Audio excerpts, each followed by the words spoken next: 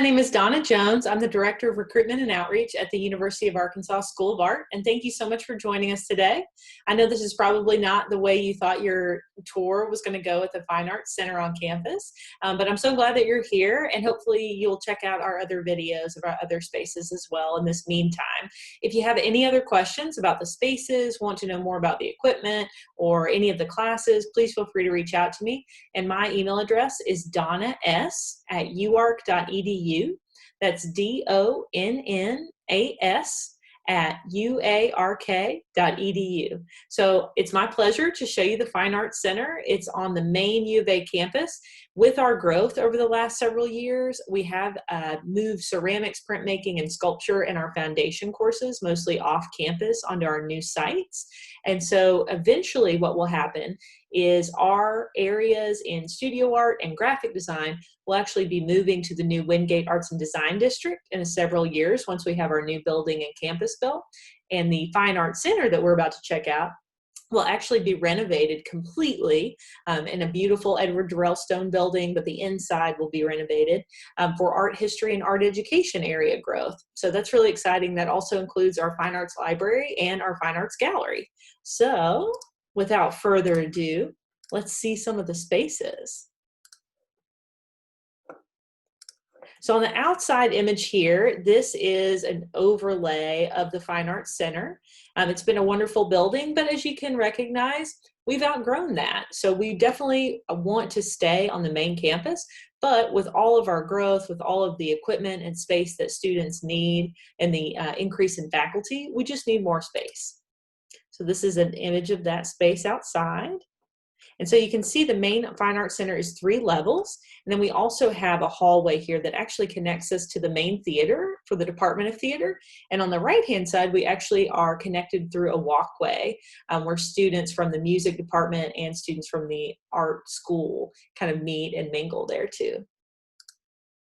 So just to give you a little idea of where we are in the grand scheme of things, we are actually at the Fine Arts Center here.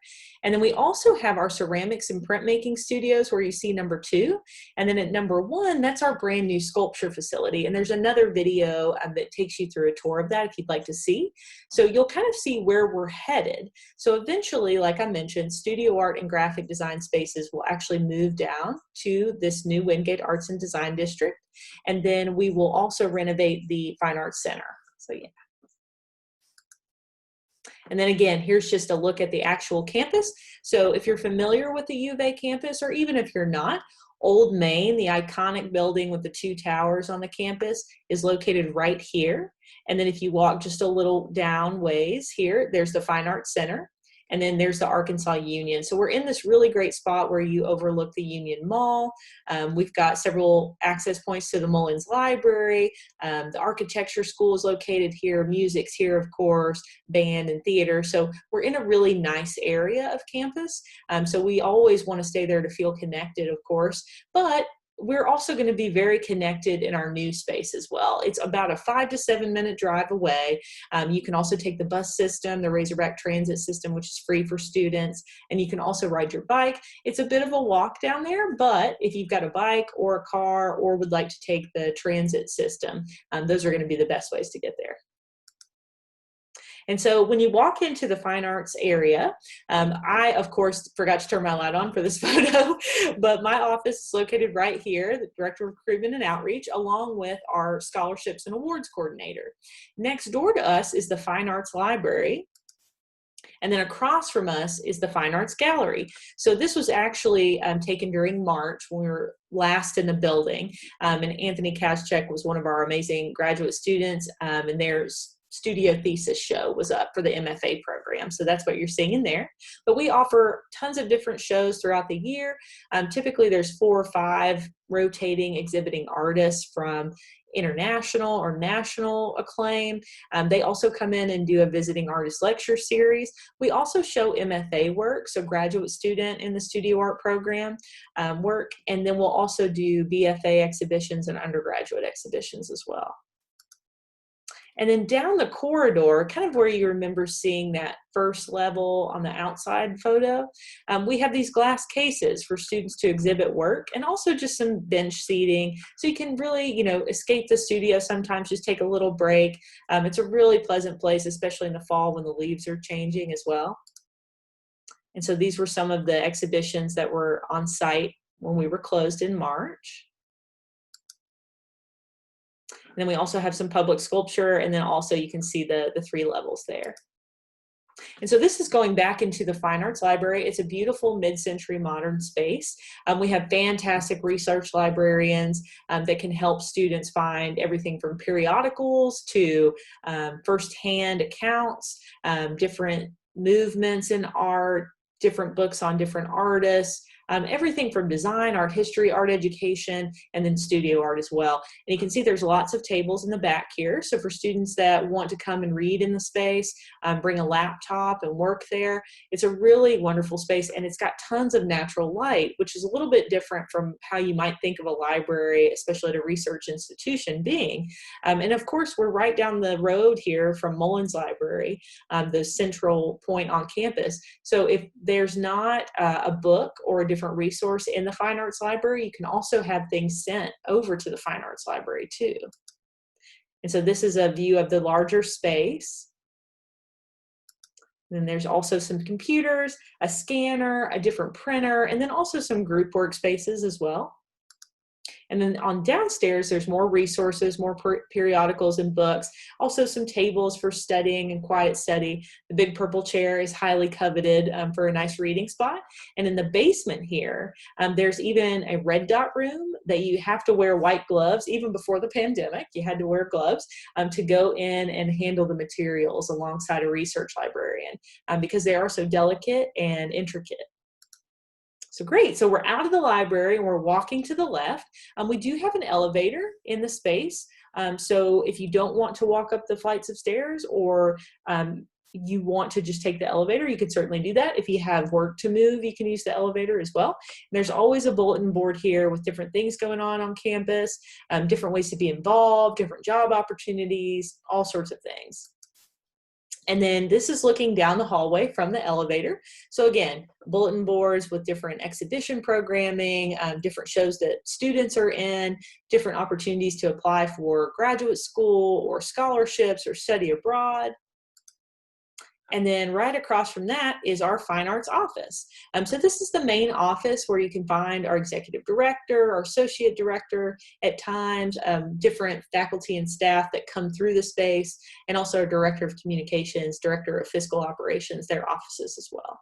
And you can see here, we've got different check sheets. So if you're in the undergraduate program and want to double check on your classes to make sure you're staying on the right process and the different plans, then you can see that there. We also have just updated information there for students to check out. And then along the first floor hall, we put different works by students that are currently in those painting classes or drawing classes in those cases too.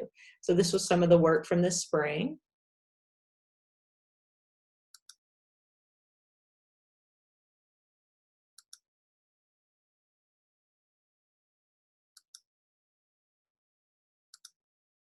And then we go into one of 2 painting studios on the first floor. So these are going to be classrooms that teach everything from painting 1 to abstract painting to contemporary representation, landscape painting, figure painting, everything and anything painting. So the class here was working on a large scale still life. So you can see students are sort of spread about. Everyone's got sort of a storage unit here for their work and for their different pieces that they want to incorporate into their paintings. They've also got a mixing station here and an easel. And then this is the other painting studio. And this studio typically houses more of those painting 1 courses, maybe some abstract painting, whereas the other space maybe works a bit more on figure painting and things like that. So you can see there's a lot of flexible lighting. Again, there's different spaces here to mix paint, to store materials, so you don't have to lug your materials back and forth. And then also there's typically something in the center room here. And then back here is our painting storage space. So this actually used to be the sculpture facility, if you can believe that. And if you watch the sculpture tour, you'll be like, whoa, major upgrade. So now, because we have moved all the sculpture facilities and different resources and equipment to the new space, this has become our painting storage area.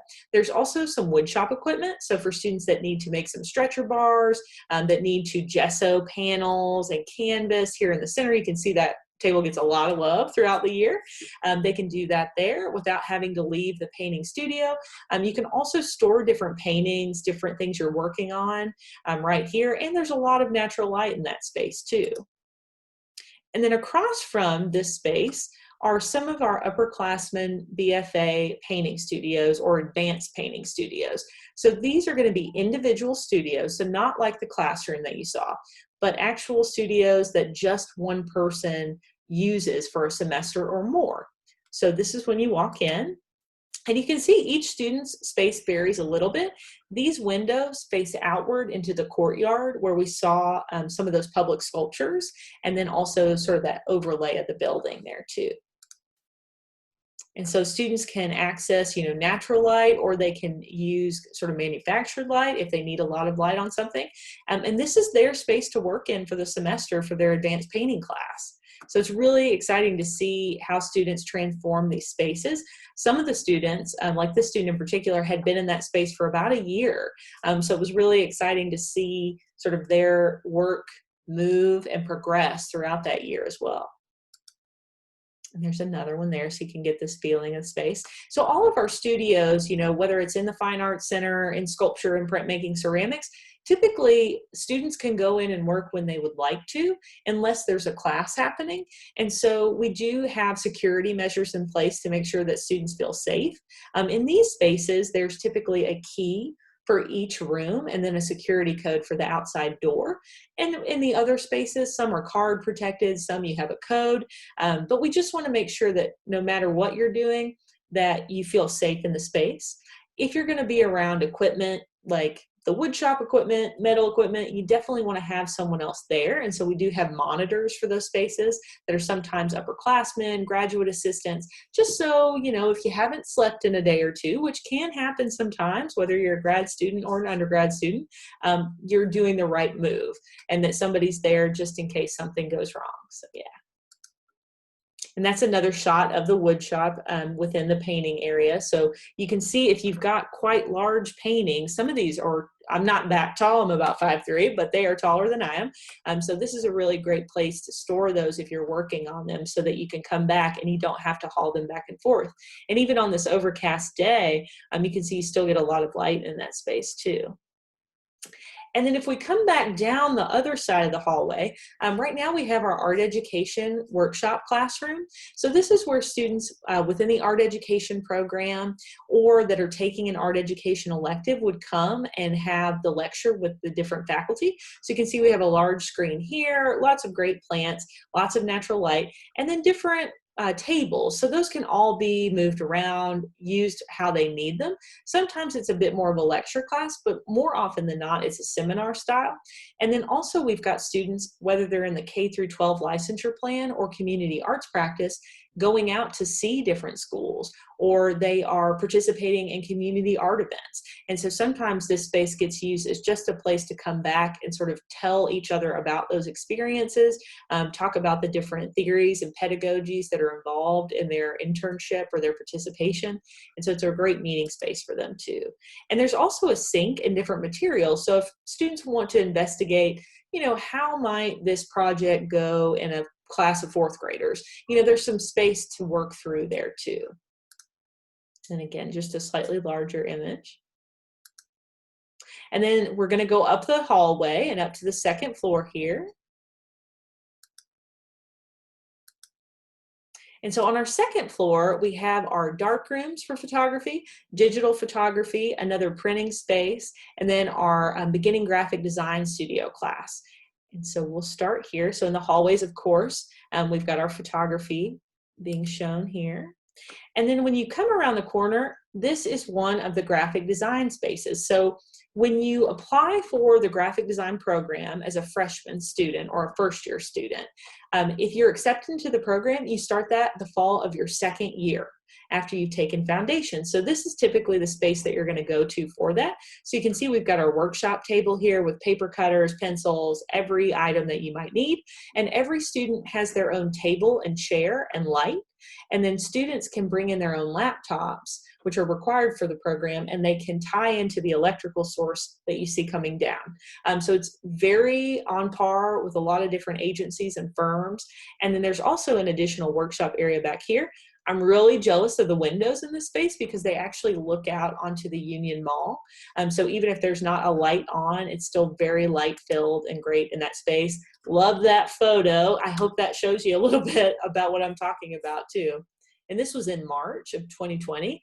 So you can only imagine in the fall when the leaves are changing. It's a really great space to work. And so these were some of the projects being done at the time. So they based those in typography, different branding, identity design, things like that. And then in the other space, this is sort of another workshop space and a classroom space. So students have these two functional spaces. So if there's a class going on in one of them, you can always come into the other one if you need to print or if you need to hang something up on the wall to have a critique.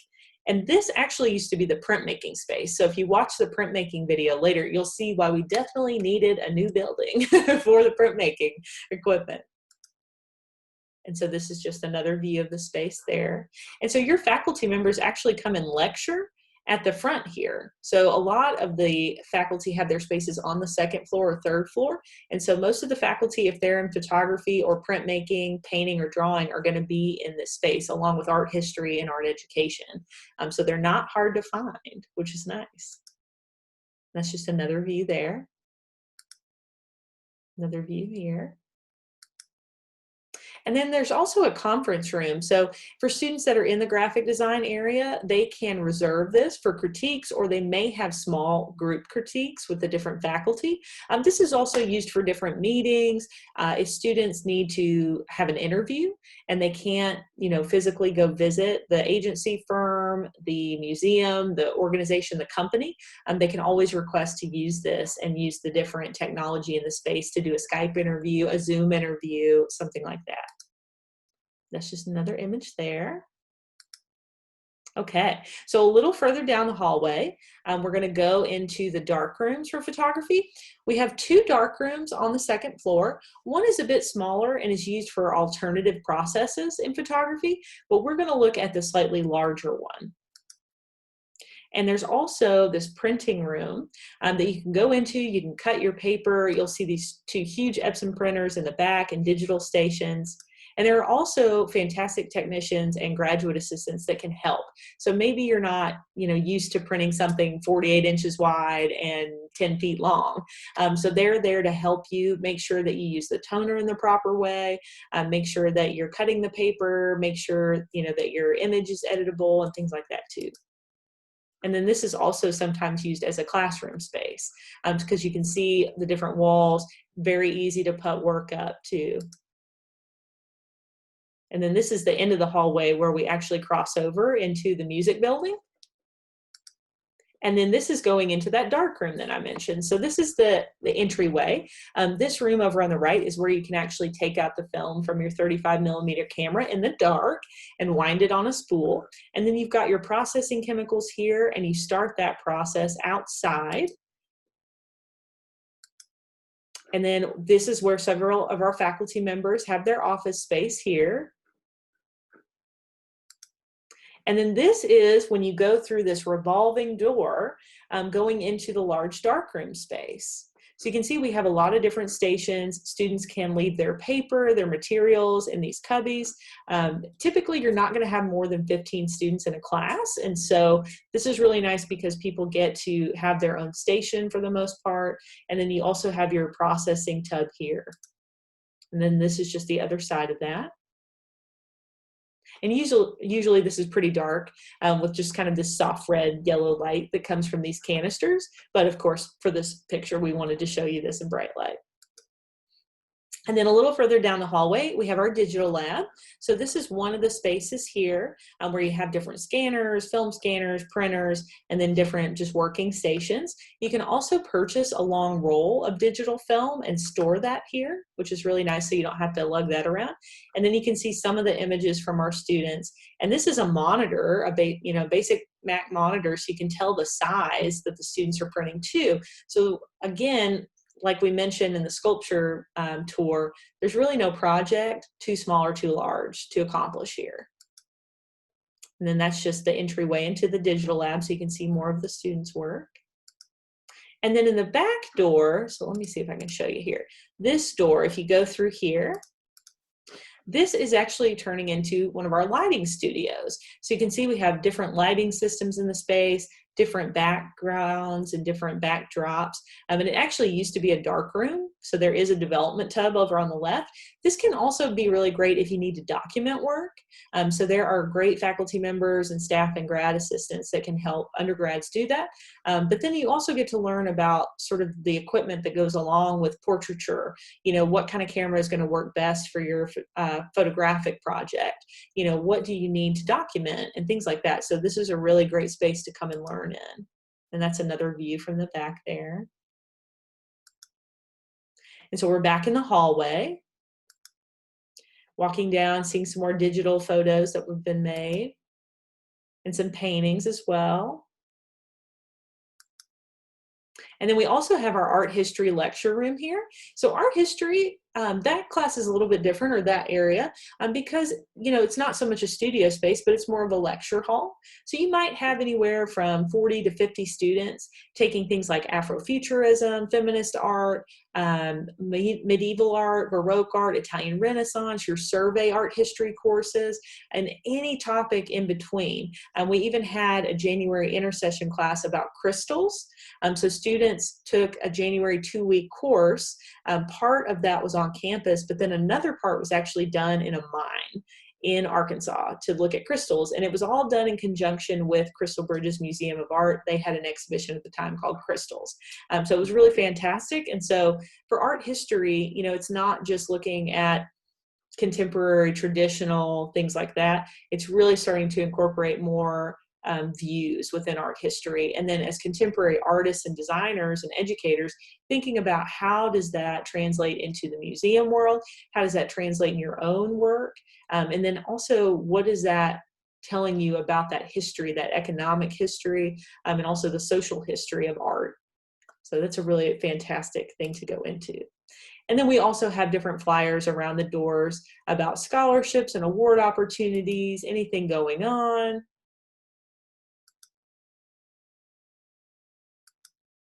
And then this is the inside of the art history classroom.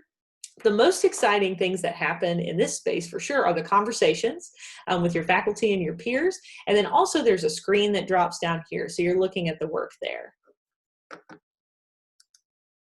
And then this is the outside wall. The art history faculty members actually went through and pulled dust covers off books to actually show the range of different artists and movements and fields that they've covered over the several last years in the program. And then again, just some more different things, everything from internships to shows to lectures. This was one that unfortunately we had to postpone through the Center for Photographers of Color. That's run by one of our fantastic faculty members, Aaron Turner. And so that's a whole nother set of lecture series, a whole nother set of exhibitions at a different gallery in town as well. And all the different areas that you'll see here in the tour also have different lectures that come to their classes, different networking opportunities, different periodicals that they want to make, different classes that they put on, different shows for students. So there's always something going on. And now we're going to go up to the third floor. So after you've gone to the photography studios and art history and graphic design, on the third floor, we have our amazing AT2D lab. So that's Advanced Technologies 2D. It's run by one of our fantastic faculty members, Lauren. And there's a lot of different opportunities for students to engage in 2D work here. So when you hear 2D, you might think mostly, painting, drawing, printmaking, potentially photography. But this lab not only those different editing softwares and different capabilities, but there's a vinyl cutter, affectionately known as the claw. There are different printers, and there are different heat sets over here, so you can actually heat press different materials onto t-shirts, mugs, and decals, things like that too. And so I want to take you around the space here, and we have fantastic people to show you how to do that too, so you don't have to feel kind of overwhelmed in that space. And so that's one of the great printers there. And the vinyl cutter is back here. And you can see students are printing really large banners, drawings, also smaller works here. And then this is one of our heat presses, so you can see how things will come out on fabric, and you can print on a larger printer in that space on fabric swatches. You can also see that we've got some mugs here. You can see that we've got foil decals and different stickers, and they also put on a lot of workshops so that you're really invited into the space to learn more about these processes. I didn't know a lot about the equipment in that space, but through those workshops, I've been able to learn about, the different forms of printing, different opportunities to make even sort of 3D paper pieces like this. So this was done during a Halloween workshop, and it's a little haunted house with a little ghost there. But everything from that to looking at how you can start to move your own work into almost more of a 3D realm can be happening there.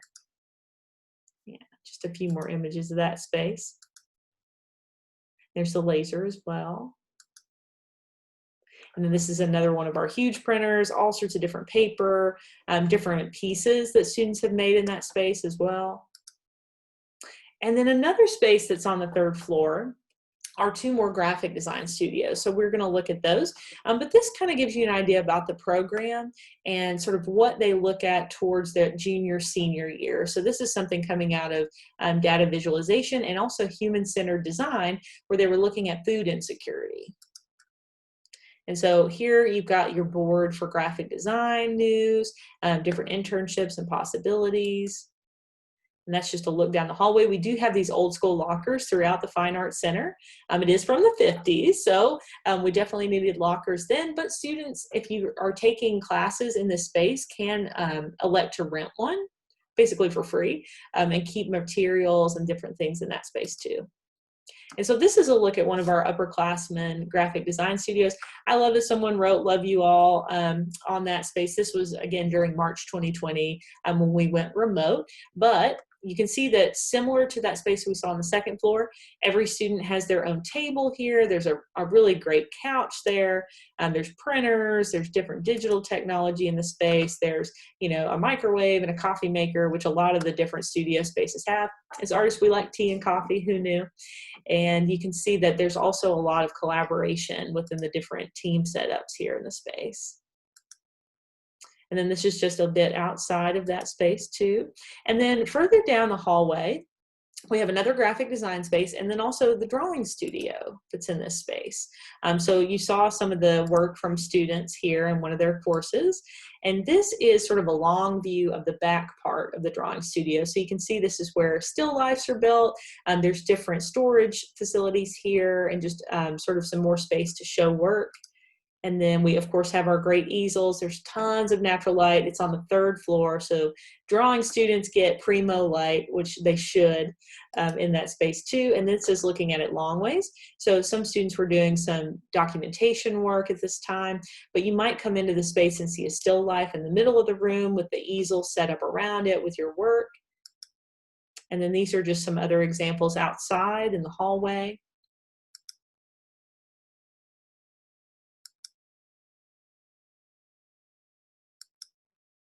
And then this is going back downstairs on the other side of the hall. So another beautiful mural that our students had created several years ago. And then you go back down to the main floor and you arrive outside. So that gives you just some peeks into the Fine Arts Center. If you have any questions, please, again, let me know. My email address, again, is donna.s@uark.edu. And thank you so much for joining me on this visual online tour, and hope you have a good day.